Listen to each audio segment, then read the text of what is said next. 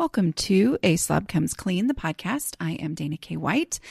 I share my personal deslobification process as I figure out ways to keep my own home under control. I share the truth about cleaning and organizing strategies that actually work in real life for real people who don't love or even like cleaning and organizing. Thanks for joining me today. This is podcast number 356, and I think I'm going to call it So Having Lots of Containers Wasn't the Answer.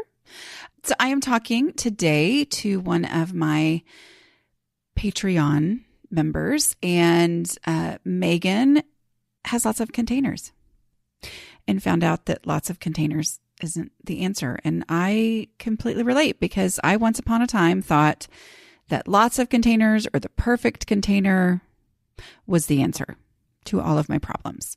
Turns out I was not using containers correctly. And once I started using them correctly, then I found out I didn't need anywhere near the number of containers that I thought I needed, or even that I already had. So anyway, we are talking about that. We're talking about what to do when you have too many containers, how to go through the process when you know that the end result is going to be getting rid of actual containers, how to go through the process of tackling an overwhelming space. We talk about just the lack of storage space and legitimate storage needs, and look at that. What I loved about Megan is so many times she'd be telling me the story and she's like, yeah, I think I figured out my own answer. Like sometimes it just takes talking about it, or really stopping to say, okay, so yes, I'm overwhelmed by this problem or this situation or this space, but I'm going to stop and say, okay, this is what I'm dealing with. This is the reality. And then that helps to reveal, the answers. Okay. So we are going to talk about that. For those of you who would like to apply to do a strategy session, I would love to have you as a member of our Patreon group. So you can go to Patreon, patreon.com/A Slob Comes Clean, and find out more there about joining our Patreon community. Also, just want to remind y'all that I now have a certification program for decluttering coaches. So go to declutteringcoaches.com and find out more about what it means to be a decluttering coach, if that's something that you're interested in. All right. And hopefully soon I'll be saying, hey, if you need a decluttering coach, I've got some listed there. So anyway, I'm super proud of that and excited about it, excited to have it going. But we're kind of in the beginning parts. So we do have at least one coach listed. So y'all go overwhelm her. That would be great. That has made it through the training course. She was very excited to be number one. So, all right, I will talk to, what? I'm not at the end yet. Okay. All right. So here's my conversation with Megan. All right. So tell me a little bit about yourself. Tell me what is your unique life situation? So I live on about 16 acres we live on a tree farm, and my husband does custom waterfalls and landscapes. And so he owns his own business, and we moved about 5 years ago, and our two daughters were really small. And the reason that I came upon you is I moved from a 2,200 square foot house, normal ranch house, we moved to less than 1,200 square feet. We got the land, which is wonderful, but we, sacrificed a little in the home. And I have 3 kids now. So they are 8, 6, and 3, just turned 3. So 2 boys and a girl. And I help my husband at home, with some bookwork and stuff like that. But otherwise I'm just mom. So that is so cool. So a tree farm, is that Christmas trees or? So, we have deciduous, so apple and plum and that kind of stuff that we get in. But then we also, we purchased the property for the fact that it had trees already grown on it, and actually was the front half of my husband's mentor who taught him how to build waterfalls. It's his front half of his property. So he grew big ponderosas. So we have really large ponderosa pines, and then we also have some blue spruce, some Austrian, things like that. But we don't do like Christmas trees. We do them for like on the jobs, and or just sell to, people want them planted and things like that. So Do they grow in the ground and then you dig them Yes. up and replant them somewhere else? Correct. Yeah. Some of the ones that we have, like, we have little tiny ones because we just want to keep growing and growing. And there's ones that are in the containers, but most of them are all in the ground. And then we dig them, burlap that, like, get them Mhm. balled and burlapped essentially. And then, yep. And then go and plant them. That's really cool. And I can see how that would go really well with the landscaping of the Exactly. waterfall features and stuff. And then also putting the trees in around that. Yeah, exactly. So we also have the room because we were in the city. We didn't have any room for equipment and trucks and things like that. And so now we have the room and the space and honestly, I was a city girl. I didn't know I was gonna like it. And it kind of became our only option. It was kind of my last resort and then became our only resort. And I love it. The kids can go out and play. We don't have to worry. I mean, we're really tucked back away from our very rural dirt road. Like, it's awesome. So That's I love great. it. I just came home. So we talked right before we started recording. You and I talked about how I had like rushed in at the last minute. And Yeah. I was like, oh, I thought my son was off of work and would be here. And then I look and he's got his car with his kayak out in the pond. And I'm like, Yeah. Yeah.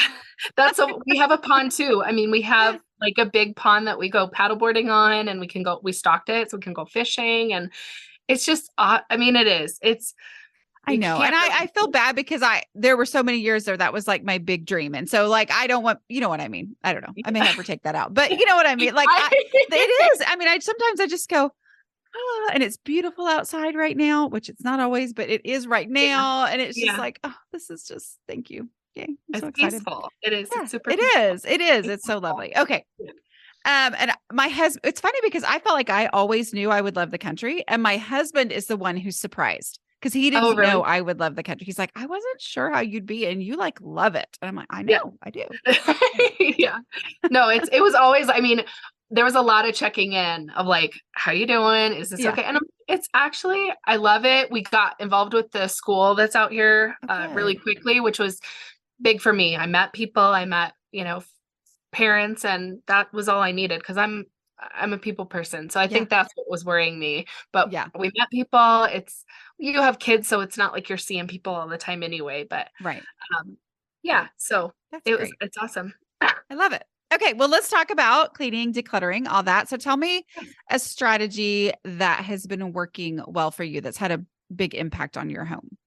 So I don't know if it's necessarily a strategy, but I would say when you talked about the clutter threshold, that was what really clicked for me Mhm. because I think that I always just thought I just can't manage. I can't keep things organized. I can't, as everyone talks about, it was always, I thought I had to be and you too, and I had to be organized. And that's what I'm missing. And then when you talked about clutter threshold, at first I was like, oh, but tell me exactly how I need to do that. And Give then me a quiz to take to tell me yes, what my clutter please, threshold is. Yes. exactly. Give Yeah. me step by steps and then I'm good. But then when you talked about like when you get to that point, you'll know. And I've definitely gotten to that point in places. And I think it also helped me to not compare because I always was comparing, like my mother-in-law has a very high clutter threshold and she has a lot of things, but she can keep them organized and nice and neat and tidy. And I just didn't know why I couldn't do that. Like I wasn't working hard enough, whatever. And then when I realized, like, no, it's just, I have a super low clutter threshold. I can't handle this much stuff. I need to get rid of stuff. It was like, ah. Yeah, it is. And for those who are listening, if you're new around here, your clutter threshold is the point at which you have more stuff than you personally can keep under control easily. So it's not about your preference. It's not about visually what you like for something to look like. It's literally about you and how much stuff you can handle. And if you have more stuff than that, there's really no hope of it being under control. And I think that's one of those things I've thought so much about lately is like you were saying, I thought I needed to be organized. I thought I needed to be like this. It's like so many, I feel like the way I was going about things before that never worked was I was like, okay, I need to be different from what I am. Right. And Right. yet yes, I wanted my house to be different, but I never achieved my house being different until I accepted the way I actually am. And once I accepted how I am, how I operate, what I am not capable of, then my house was different. Where all the times before I was like, I've got to change, I've got to change. It was never different. Yeah.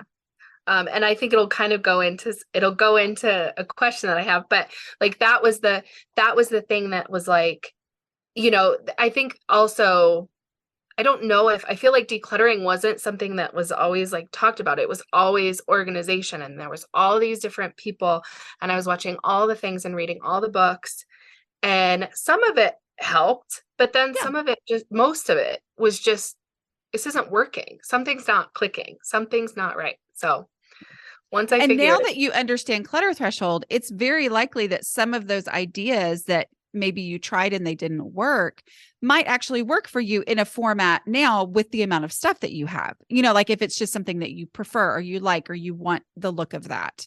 yeah, Yeah. absolutely. I mean, I think I've realized like cube shelving is like a godsend for me, but it needs to be done in the right way for me to be able to handle it, essentially. Yeah. And cube shelving is not a way to be able to have more stuff. No, no. And honestly, it is more about like organizing the stuff that I have so that it's not all on the floor Mm-hmm. because I need to, and I found you through Cass from Clutterbug, Mm-hmm. and she did help because I think she does have thankfully good ideas for like, I'm a visual, I'm a Mm-hmm. butterfly.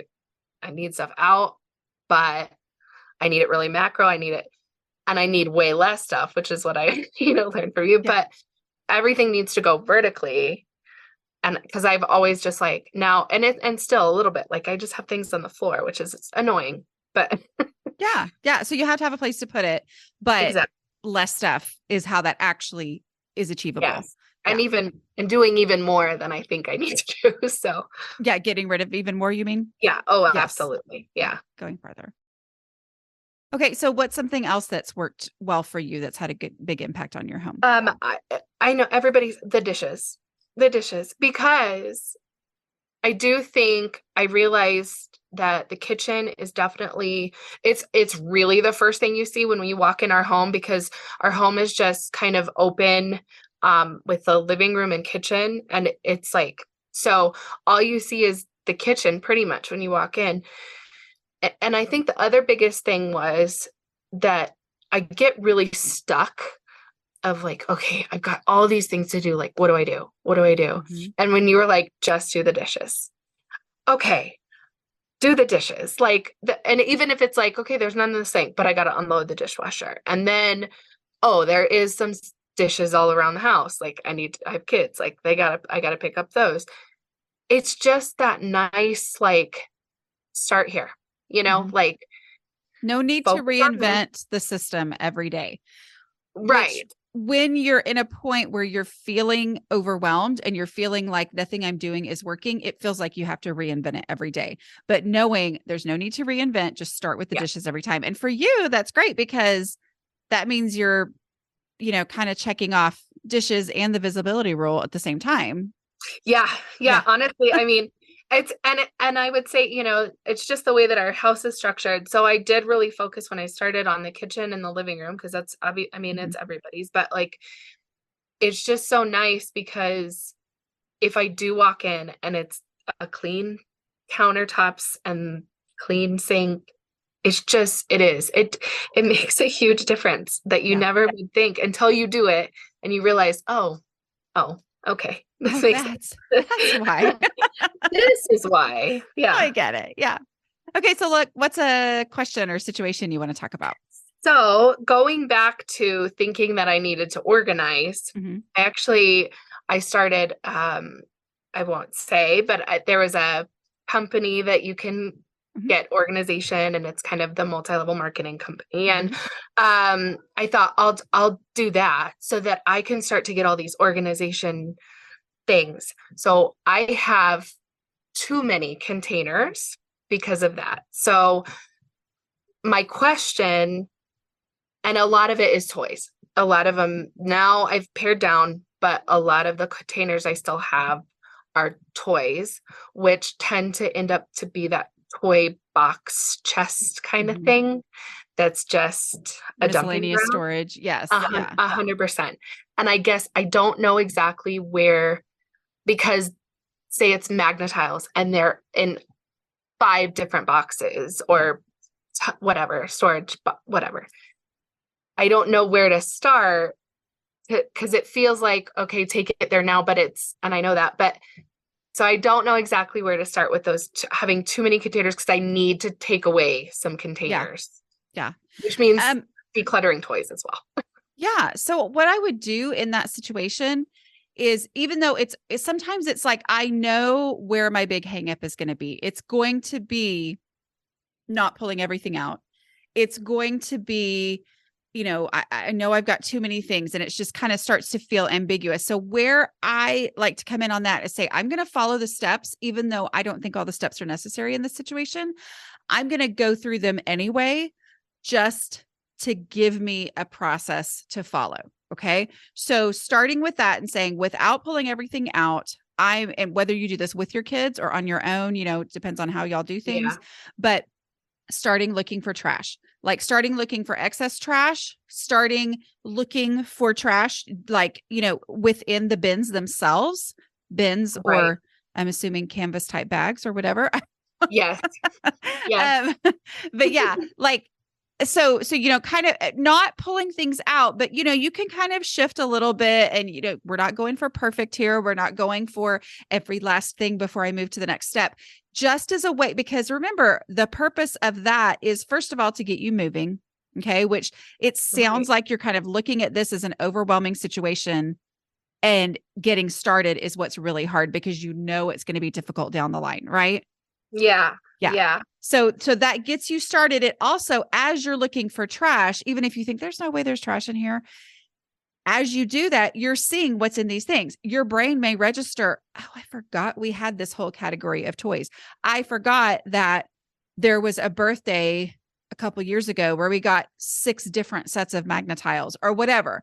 Right. And so it just starts to register in your brain, what you're actually dealing with, because that's where you are right now, is you're stuck not knowing, what am I going to do? And so instead it gives me something to do, even when I don't know what to do, Right. Yeah. And then easy stuff, meaning like things that have established homes that are definitely, either not in this room or 5 feet over that way or whatever, 2 feet. Yeah. Just work through that process. Donations, anything, oh, wait, this is a toddler toy, and I can't remember, your youngest is 3. Is that right? He's 3, but like we do have some baby toys that I found. And like, okay. So it's like, you're just pulling that out, but you're doing all that with zero commitment or decision-making. That is so key, is because you're going to go ahead and make progress before you've ever had to make a single hard decision. And then when it gets to the decision time, which the steps take you through that anyway, when you get to the decisions to be made in step 4, you have already made progress. Like, you now know what you're dealing with. You're ready to go with that. So, step 4, would be going through and asking yourself the questions, as much as you can through those things, with things staying in their containers, because at this point you're just pulling things out, right? You're either putting it in the right one or you're pulling it out, but you're not pulling it out to actually deal with it, meaning like not just setting it out aside. Right. And then the key step is going to be that last step of make it fit. And the first part of that, which is consolidating, because like you said, you have Magna-Tiles. Is that what they're called? Because they were after my kids. And so is that what it was? Yeah, I think, they're the Magna-Tiles. Yeah. And I don't want to be saying some weird word.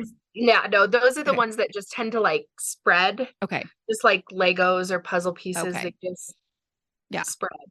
So as you're doing that, you now have an idea of which container was probably at some point supposed to be the Magna-Tile container, because you've been in those containers, right? And so you know that while there are Magna-Tiles in every single one of these containers, there are the most in this one over here. And so you start putting things in that one. Okay. So as you come across them, that's the one. And you do that consolidating as you go without pulling everything out.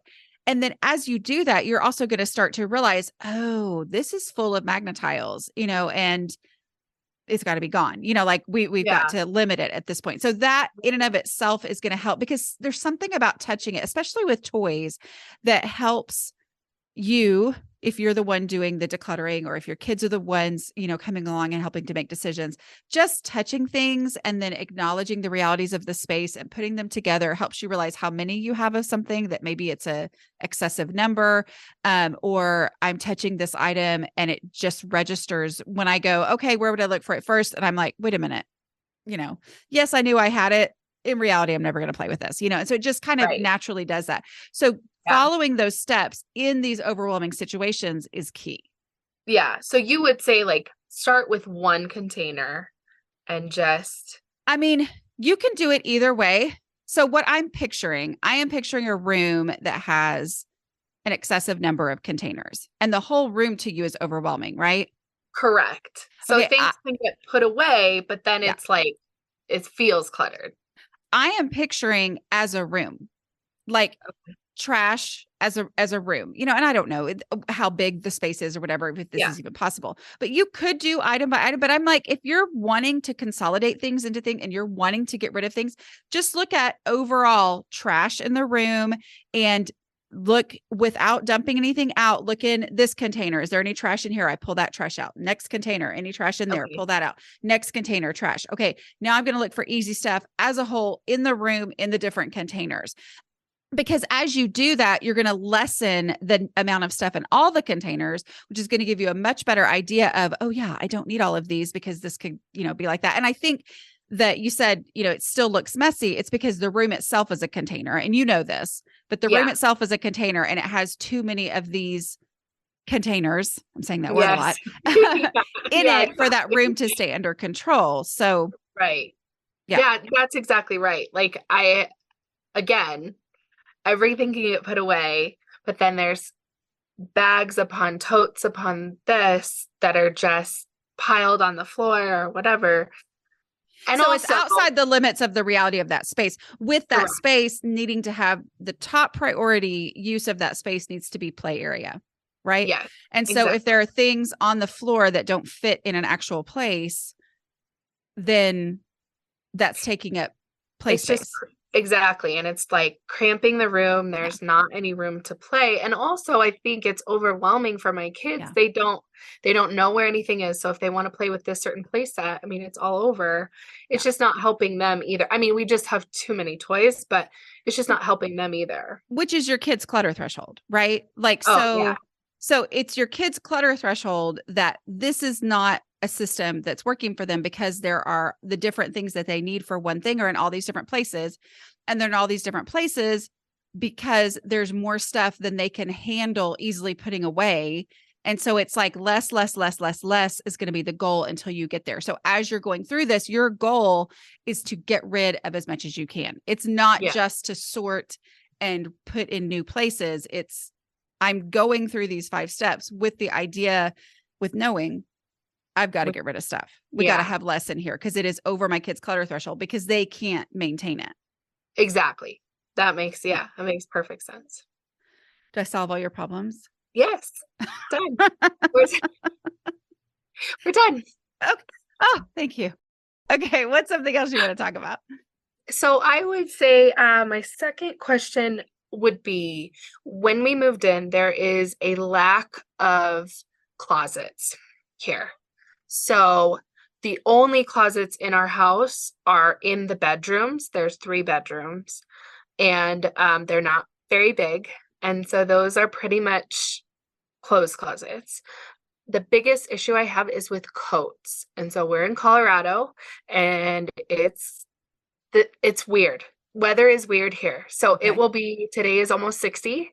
It'll be 30 tomorrow. And it can do that in a day. So it's layers. And so I don't want to make an excuse, but we do need different types of coats. And so we don't have a coat closet. So it tends to be, we've hung up a lot of hooks. There's hooks in our bedroom, my husband and I's bedroom. There's hooks in our laundry hallway we have, and there's hooks by the front door for some of the kids' clothes, but they just get so piled with you can, there's 4 coats per hanger. So I don't know if there's another, I definitely think we could pare down some coats, but it's also just this lack. So I didn't know if you have any ideas. Let's talk through it with the understanding that I live in Texas. Right. I know. And we thought about that. Like, but yeah, that would be nice. But right. And I will say, I've kind of, because we were going to have this, I've kind of started to think like, yeah, on my own, obviously. Okay. Well, tell me what you've been thinking. So my thought is, so we have a lot of like sweat jackets and zip ups and hoodies and things like that. Those that are more like just to grab and throw on and go versus, and then we have snow coats and snow bibs for when it is snowing. And I think the issue is that things are kind of everywhere. So we also have a closet that is in the children's room because of so many toys is hard to get to. And I think that some of the coats that we don't use as often, like the nice dress up coats, even the snow bibs and coats we don't use very often, honestly, that maybe they could go in there. So there's just less, it just feels so cluttered with like 4 or 5 on each hook, if that makes sense. You did a really good job solving your problem. I thought about it and I'm like, I probably solved my own problem here. I mean, so the general strategy, the rule is if there is something that you legitimately have to have, first of all, it deserves storage space in your house. It's not easy because you don't have a lot of storage space, but it can start to feel like I don't have any. And then like you just said, actually I do. It's just that I'm already overwhelmed with that room. And so it feels like it's not. So it's almost like the function of that room that has all the toys in it is to play in and to live in. And part of living in Colorado is having a place for your coats. And so it's like, I am going to declutter that room with the purpose being kids will have space to play and I will easily be able to access that closet, to get those things out of there. And then going through that process. And also like, when was the last time you purposefully went through and decluttered coats? Probably before the summer, like the end of last season. Okay. Thinking like, do you store them away? Do you store them away completely all summer? We do. So I do have a big storage bag that I'll put our snow bibs, our heavy, heavy coats and things like that in for the summer. Mm-hmm.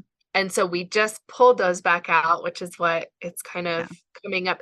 And I think because I'm not replacing that bag, like I'm not putting like summer jackets or do you know what I'm saying? Yeah. Like but that is something that we're not using as many of the sweatshirts and like zip ups and hoodies and things like that, that maybe that's also another option. Yeah. To kind of switch out some that we use. I mean, summer stuff naturally takes up less space. It just does. Right. But this is only going to get harder as your kids get bigger because then their clothes are bigger too. So it's kind of like, okay, let's really focus on this right now. And then you mentioned something about hoodies and sweatshirts to throw on. Thank you for saying that. My family, this is a random thing. My kids call, and if this is you, I will apologize and say I'm the one who's weird, but they call sweatshirts, sweaters, and jackets. And I'm like, oh, no.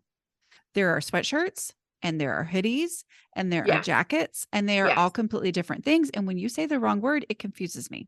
Anyway, I'm sorry. Kind of like my husband with blankets and quilts.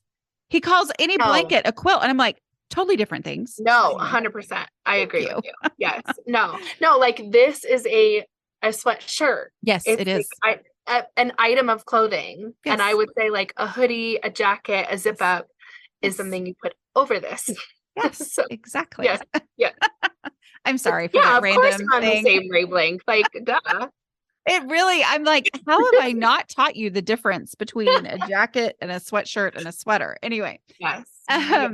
Okay, so I'm going to say something and you are free to say, Dana, you're just being mean or whatever.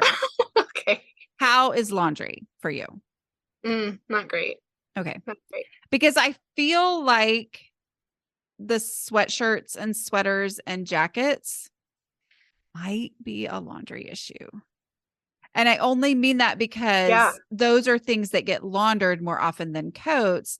And because they, like coats can get cleaned, but aren't necessarily laundered, at least in Texas. We don't really launder them. Same. I mean, even the snow coats, they're just going to go back out in the snow and get really muddy and dirty again. And so the other things feel like laundry. And so the kids taking them off can end up throwing them here or randomly thinking, oh, I can wear this again and setting it here. And so then it feels like we don't have enough. So then it feels like I need to grab more or keep more because I don't have enough. But ultimately that feeling comes down to laundry routine issues. No, I think you're 100% correct. I'm sorry. No, it makes total sense. It's perfect because you're right with the kids and they're grabbing sweatshirts and or hoodies and they will wear them a couple of times in a row. But then, yes, they're getting thrown in the laundry. They're getting thrown, or they spill something on them. They're getting, Mm-hmm. And I also would say my husband, and this one's harder because it's his, but he has a lot of jackets with like his company logo on them and things like that. And a lot of them are zip ups and hoodies and things like that he has too many. I mean, he knows that. He does. So we've already talked about like, maybe we can just keep a couple out. Yeah. And maybe so the first thing I would do is declutter those. Yeah. Like just try to be ruthless with those. So we've got the understanding that you're going to have a place for your big coats and snowsuits and stuff because you're going to declutter the toy room, right? Yes. Like that's the first key with the identity of the room in mind being a play space and a storage area for kids' coats, right? Right. Because this is the reality of our house. We don't have a lot of spaces. This is the space. I need it to be accessible and usable.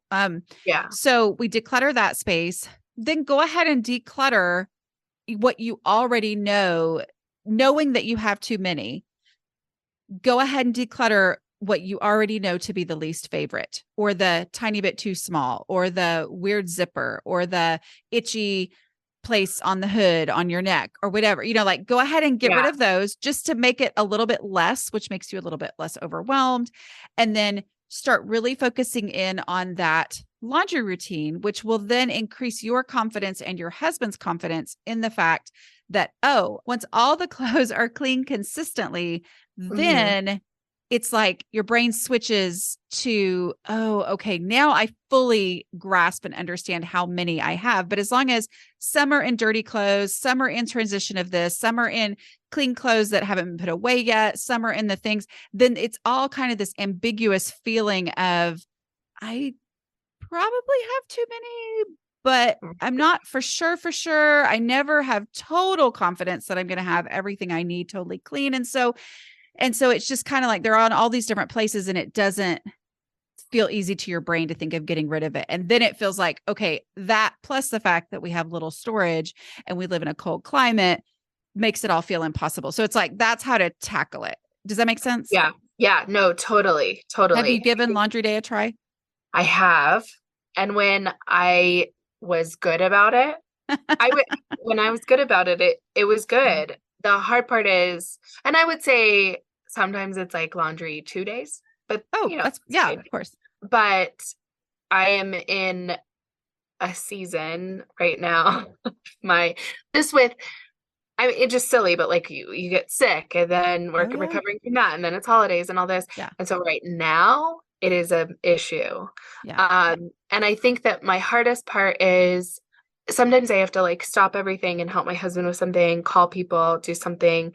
And so it is kind of hard to have like, okay, this is the day, this is all I'm going to focus on. But I have been able to do it over 2 days, even with those weird distractions, that it does feel, I mean, I remember texting my girlfriends one time, like, I know this is silly, but I just got my laundry done and all done in 1 day. And they were like, that is amazing. I mean, it's just like, I would focus on, Yeah, I Yeah. would focus on seeing if you can work that again. If it's been a while, sometimes it's like, oh, okay, now this is how it can work into it may not be the same day that it was before. It may not, it Yeah. might be adult clothes on one day and kids clothes on another or something Yeah. like that. But some kind of a routine to give laundry an end, which then gives you a much better understanding of what you really do have. Yeah. Absolutely. Because I know when I'm not doing well, when my drawers are starting to empty Mm-hmm. and they're not like really empty. And then I know like, okay, there's the clean laundry that just needs to get put away because that's Yeah. always everyone's issue is Oh, the yeah. clean laundry Yes. sitting That's the in the least basket. fun part of all of Yeah. it, I think. Yep. Yep. Okay. Yeah. I don't feel like I had any good news for you there, though. It's great because I think also it's just good to hear like, you need to do this. Sorry. Yeah. No, it's good. I think it's great. Okay. What's something else you want to talk about?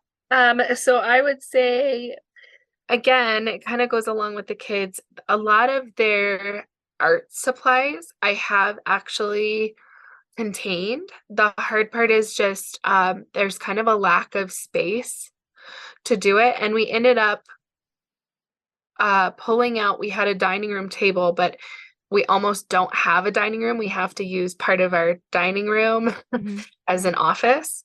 And so it became a just a clutter zone. It just Mm-hmm. became a place to stack stuff. We never ate there. We have an island that we eat at. And so we ended up putting it outside to use, but that was kind of our art space. Mm-hmm. And so it's helped because it has opened up some more area. I don't always hit my husband every time I go into the bedroom when he's in his office Yeah. chair. So it's good, but there's kind of now a lack of all of that stuff was stored underneath the table, which was actually very Wow. convenient. And now there's nowhere. And Okay. again, it might go back to that issue of cleaning out the closet.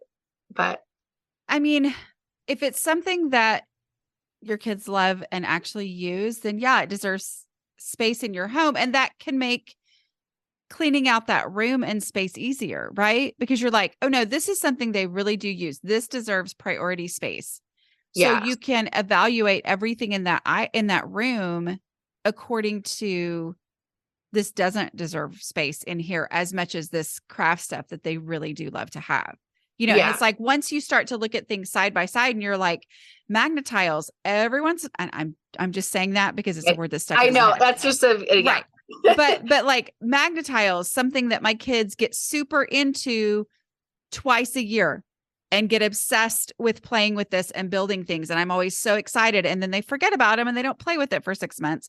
And then blah, blah, blah. It's like versus every single time we get out the markers and the paper and the scissors, they are completely occupied for hours. Like those two things that's what you're comparing. And so Yeah. you're like, do magnetiles deserve space in this room that we have for toys and activities for my kids, or do these things that are a guaranteed every time? Because the reality is, I think magnetiles is going to be mad at me because I'm saying this, but that is just the word. It was an easy example. Yes. It's the word that keeps coming in my mind because my kids never had them. But magnetiles, it's like, okay, yes, they play with them like crazy every once in a while, but they don't. Other times they're not going to miss them. They are going to, and they might really be their favorite thing. This is only an example, but they might play with them at their cousin's house or their friend's house, like who is obsessed with it and therefore has it out to play with all the time. And it's like, okay, they can get their magnetile fix there. And then this is the thing, so it's like when you start comparing the two items, both have value. Nobody's saying that either of them don't have value. Both of them are great toys, great learning, blah, blah, whatever, but I can't have both. And so if I have to make a choice, which one deserves space over the other? Yeah. No, absolutely. And I think, again, it's just like I kind of hit that point and I thought, oh, we're really good. And then it was like, gotta go a little further, like Well, it because feels circumstances good. change and life changes and Yeah. you're in a different kind of house and your husband's business grows and he needs different things in his space. Yeah. And yeah. Yeah. And I think that part of it was like, so overwhelmed that when they could put all their toys away because they had the containers, that felt good, right? They could easily put them away. So that was nice. And now I'm realizing, yes, but they don't play with their toys now because they don't know what's what and where stuff is. And and like like moving around stuff, and now we don't have a table to do it on. Obviously that changes things. So it's just starting to kind of think about how to keep doing it, I guess. Two things that I hope I remember. Okay. So one of them is something I've been talking about with my decluttering coaches that I've been training. Okay. Mhm. And that is that difference between the focus time when you are implementing a system, kind of like what you did there with, all the containers that they needed, they could put everything away, that versus the reality of everyday life. It's like there is one thing that's achievable in a moment where like, this is the time I am doing this thing. But what we actually have to be going for is, how does this function in every single day life when I don't have an hour to focus on the playroom or whatever? Do you know what I mean? Like, so that right there, real life function has to win over that thing. And so even though you even may be thinking, oh, we can do this because I'm super focused. As it fails, you go, okay, well, then it was over a clutter threshold. All right, good information to have. Now I'm going to go back to the space knowing that was not maintainable. And this time I'm going to get rid of more. And then if it fails again, great information. Thank you. I'm going to go back to this space and get rid of even more because it's over my and my kids' clutter threshold. Okay. Yeah. Other thing I was going to say, I don't talk a lot about things you should buy, and I'm not necessarily saying you should, but I got them for my dad and my brother at different times. And they both have been like, where did you get that? I have to get another one. This was the best gift I've ever been given. Even though when they first saw it, they were like, okay. It's these they're small foldable tables at Walmart. And I'm sure they have them other places, but they're like very small. Do you have one? The computer's sitting on one right now. Yeah. Like they're tiny and they fold up into this, like, maybe, I don't know. I don't do measurements, but like they fold up into this small thing. So it becomes even half of that and the legs fold in. And so it's like smaller, significantly smaller than when it's folded up than a card table. Yes. Right. Yeah. So it's almost like maybe the size of a TV tray when it's folded up, but then it's like twice that size. And the other thing is, when my kids were little, we had one, and the legs, they came out of the bottom, they extended because it folded up small. So I would just leave them short when my kids were little. Yeah, that's such and that's kind of what I thought of in that space that we did have the dining room table, because anything that they don't need a lot of space when they're doing that stuff. Yeah. It's more about like, one, storing the items, and two, which we need to declutter some, I know too, but well, and then it becomes like a portable caddy is your container. If the place to do this is in this space, but you don't actually have the space for it to be set out all the time, then it's like, okay, well, we're going to pick our very, very favorites that deserve space in this smaller portable caddy and portable table. And that becomes, Yeah. And I already have like some of the art stuff in a portable caddy, of course. Of course you have portable caddies. Of course I do. Yeah. My husband jokes all the time, like, you have to have a bag for that, right? And I'm like, yeah, I do. Yeah. I totally do. Yeah, I do. But so I think that is another good point of, but we have this other container and this other container, and that we could definitely pare down to, because it's a large portable container, everything down into there, so that we know it's just super easy to pick up, put back in the closet, not very far.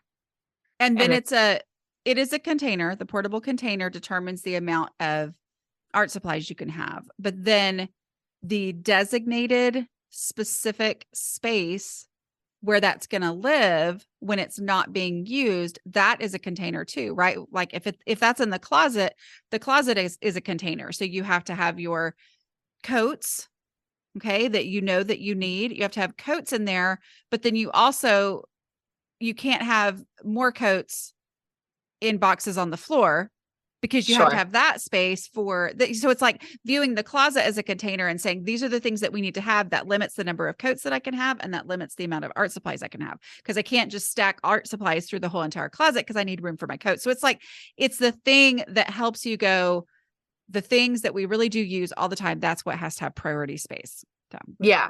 Yeah, absolutely. No, that makes sense. Okay. Was there anything else you want to talk about that we didn't cover? I don't think so. That was kind of my big, I feel really pretty good about where we're headed and the progress I've made and things like that. So I'm yeah. so excited for you. That sounds great. So, what do you love about being a kindred spirit?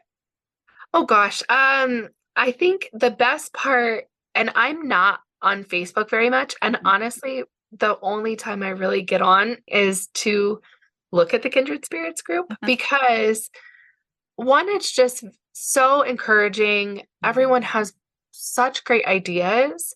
And it's also that I can go back and I don't even sometimes have to post. I can just look at other people's posts and go, oh yeah, that's kind of applies to me. Or, even just the other day, I just put on, hey, the living room after being sick and all of that is just crazy. I just need some accountability. Here's a before picture. I'm going to do 1 hour. And, it was so great because everyone's checking in like, good job, you can do it. It's, and then even people were like, hey, it's almost an hour. Where are you at? Yeah. And it was just that great, like, and then I could post it and everyone also is like, hey, it's better. It wasn't perfect. Yeah. It's better. You did a great job, Yeah. and there's none of that fear that is a very reality-based fear that people are going to be like, oh, well, but what about that? Why didn't you get that? And why didn't you do? Because that's the rest of the world, right? Is you're like, look, I'm so excited. And they're like, oh, you should have done more, and kindred spirits are just like, woohoo, we get it. You have made a major win.